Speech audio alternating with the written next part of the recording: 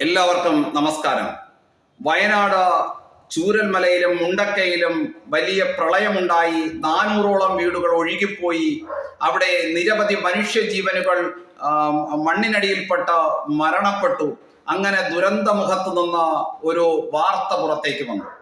ഒരമ്മ കരഞ്ഞുകൊണ്ട് മാധ്യമങ്ങളോട് പറഞ്ഞത് ഇങ്ങനെയായിരുന്നു: ഞാൻ അങ്ങനെ ആ കുത്തിയൊലിച്ചു വന്ന വെള്ളത്തെ അതിജീവിച്ചുകൊണ്ട്, ചെളിവെള്ളത്തെ അതിജീവിച്ചുകൊണ്ട് എൻ്റെ കുഞ്ഞുങ്ങളുമായിട്ട് നടന്നു കയറിയത് മലയുടെ മുകളിലേക്കാണ്. ഞാൻ നടന്നു കയറിയത് വനത്തിലേക്കായിരുന്നു. ആ വനത്തിൽ ചെന്നപ്പോൾ ഞാൻ കണ്ടത് അങ്ങനെ കൊലകൊമ്പനായിട്ടുള്ള ആ കാട്ടാന തല കുലുക്കിക്കൊണ്ട് അവിടെ നിൽക്കുകയാണ്. ആ കാട്ടാനയുടെ കാൽക്കലാണ് ഞാൻ ഒരു രാത്രി മുഴുവൻ അന്തിയുറങ്ങിയത്. ആ കാട്ടാനയോട് ഞാൻ എൻ്റെ കുട്ടികളെ അവിടെ കിടത്തിയിട്ട് ഞാൻ ആ കാട്ടാനയോട് പറഞ്ഞു, ഞങ്ങൾ വളരെ ദുരിതത്തിലാണ്, ഞങ്ങളെ ഉപദ്രവിക്കരുത്, ഞങ്ങൾ മരണത്തിന്റെ വക്കിൽ നിന്ന് വളരെ പ്രയാസപ്പെട്ട് കടന്നു വന്നവരാണ് എന്ന് ആ അമ്മ കാട്ടാനയോട് പറഞ്ഞപ്പോൾ ആ ആന അക്ഷരാർത്ഥത്തിൽ കരഞ്ഞുപോയി എന്ന് അമ്മ നിറകണ്ണുകളോടെ കേരളത്തിന്റെ മാധ്യമങ്ങളോട് പറയുന്നത് നാം കേട്ടതാണ്.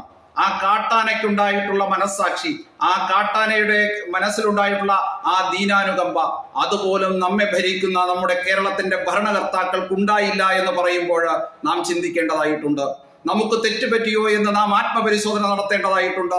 ഇന്ന് നമ്മുടെ വാർത്തകളിലൂടെ പുറത്തു വരുന്ന ആ സ്ഥിതി ശരിയാണ് എങ്കിൽ, അത് കൃത്യമാണ് എങ്കിൽ, നമ്മൾ ഈ വലിയ തെറ്റു തന്നെയാണ്, വലിയ അപാകത തന്നെയാണ് വരുത്തിയത് എന്ന് നമുക്ക് അക്ഷരാർത്ഥത്തിൽ ഉറപ്പിക്കാം.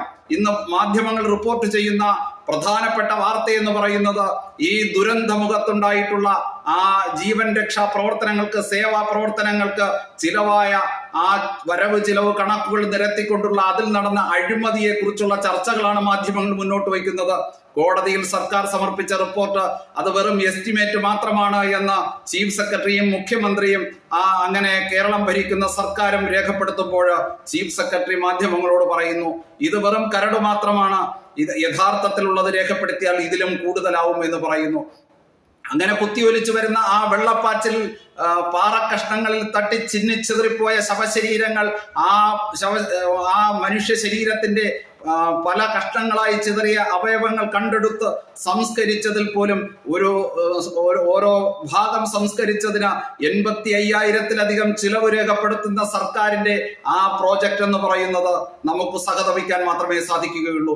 ഇത് കേന്ദ്ര സർക്കാരിന് കൊടുക്കുവാൻ വേണ്ടിയിട്ടുള്ള പ്രോജക്റ്റാണ് എന്ന് പറയുമ്പോൾ, ഇത് പ്രാവർത്തികമാക്കുമ്പോൾ, ഇത് നടപ്പിലാക്കുമ്പോൾ ഇതിലും അധികം ചെലവാകും എന്ന് ചീഫ് സെക്രട്ടറി തന്നെ ഉറപ്പ് നൽകുമ്പോൾ, യഥാർത്ഥത്തിൽ ഇത് ഇത്രയും വലിയ ഒരു നികൃഷ്ടമായിട്ടുള്ള മനസ്സിന്റെ ഉടമയാണ് നമ്മെ ഭരിക്കുന്ന, നമ്മെ നയിക്കുന്ന, നമ്മുടെ നാടിനെ വികസനത്തിലെത്തിക്കുവാൻ വേണ്ടിയിട്ട് നമുക്ക് നേതൃത്വം നൽകുന്ന നമ്മുടെ സർക്കാർ എന്ന് ആലോചിക്കുമ്പോൾ കാട്ടിലെ വന്യമൃഗങ്ങൾ പോലും ലജ്ജിച്ച് തലതാഴ്ത്തും.